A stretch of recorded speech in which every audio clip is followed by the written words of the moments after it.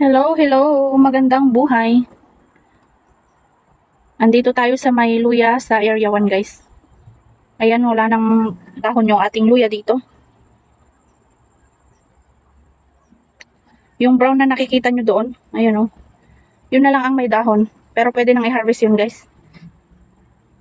Kailangan maunang i-harvest yun kasi lang damo yung bandaron.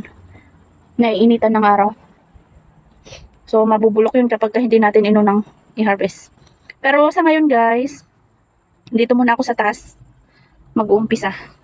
Dito muna ako sa taas nag-umpisang mag-harvest. So, ayan, may na-harvest na tayo. Isang linya, guys. Hanggang dito. Nasimulan ko na. Ayan. Tutuloy natin dito. Kasi linya-linya yan. Papakita ko sa inyo yung na-harvest natin sa isang linya. Ayan, guys.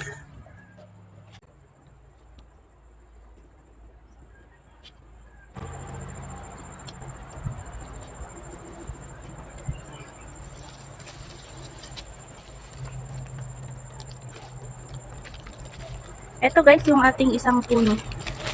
Yan yung isang puno ng ating luya. Ayan. So, maganda ang harvest natin ngayon, guys. Dito po, guys, ay hindi tayo nag-apply ng abono. Ayan. So, ito, guys, may pala. Ito ang ito ang hindi maganda, guys, kapag ka nasisikatan ng araw. Ayan, oh. Kinain ng yan. Nainitan ito. Kaya nagkaganyan. Nabubulok yung ating luya. So, tatanggalin natin ito. Minsan din, guys, ang dahilan ng pagkabulok ng ating luya ay yung araw. Lalo na kapag na-expose nga sa araw.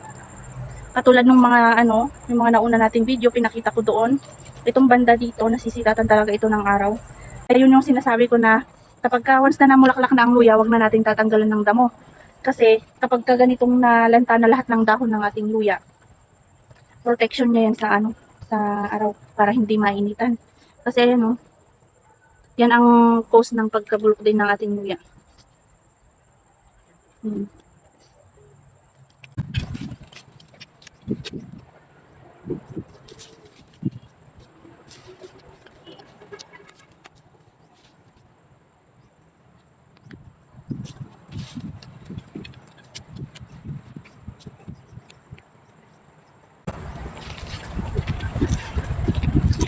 So, yan, isang puno lang ito, guys. Magkadikit lang siya.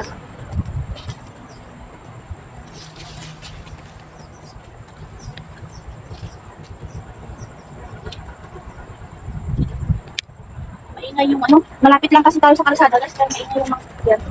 Ang naririnig din. Eh, nabali na. Nabali na dito. So, ito po ay, yan, isang puno.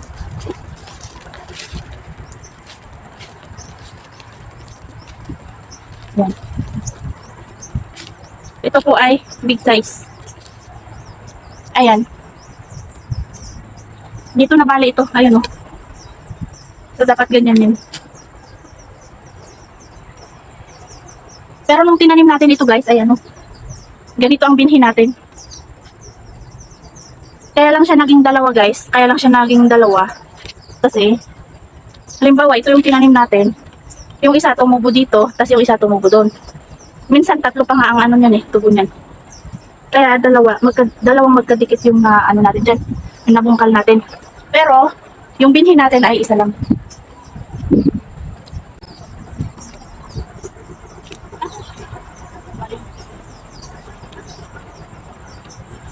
Lipat lang natin dito. Masamahin natin. So ngayon ay hindi ko muna isasako yan. Tatabunan ko muna lang kami. Kasi wala tayong kasama. Ako lang kasi ngayon lang guys. Nag-harvest.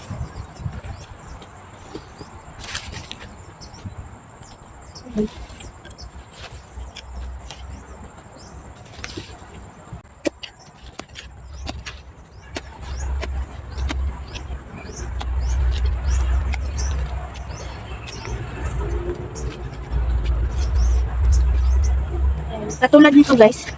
Isang puno lang yan. Ating tinanim dito. So, tingnan nyo.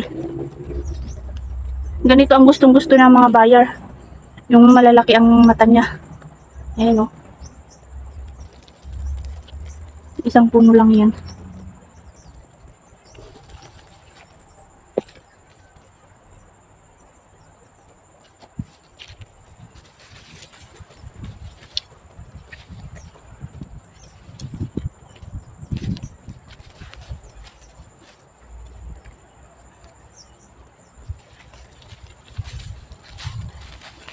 Ayan guys. Malalaki yung mata.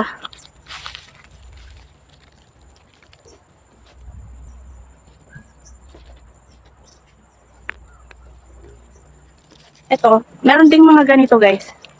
Mahaba siya, pero maliliit yung mata niya. So ito guys ay maka-classify as small. Papasok ito sa small guys. Pero kapag nabali pa dito, SS na ito, semi-small. Tapos ito, yan. So ayan na yung harvest natin dito. Isang linya. Tapos tatapusin ko hanggang doon. Tapos papakita ko sa inyo yung ano na harvest natin. So ayan. Tutuloy ko pa dito hanggang doon sa may aso. So ito yung na-harvest pa natin dito sa isang linya lang. Maiksi lang yan guys. Pero kapag sinako natin, ito nasa kalahating sako na yan. Kalahating sako. Ito guys yung malaki. Malaki ang mata. Yan ang gustong-gusto ng mga buyer.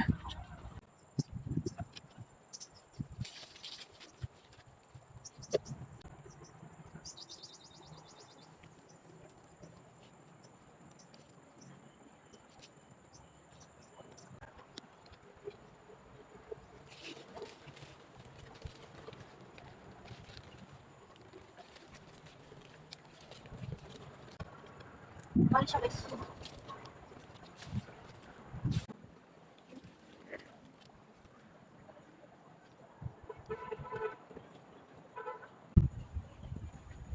So ayan, natapos ko na itong dalawang linya. Dalawang linya. Maiksi lang ito. Ano lang. Ayan. So ito yung na-harvest natin dito sa dalawang linya. 3/4 na sako na yan. Sinako natin. Ayan guys, oh. Ayan, so nakakapagod magbungkal guys. Nakakawala ng energy. So may merienda muna tayo. Ito ang view natin dito sa taas. Merienda muna tayo guys kasi nagutom ako. Buti meron akong dalang isang ano.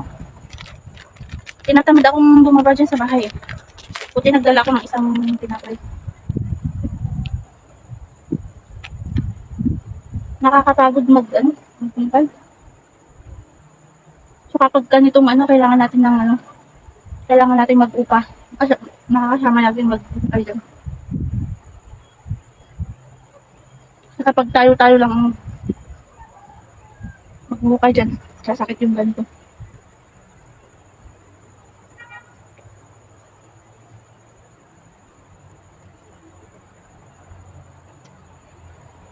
Wala akong dalang tubig lang.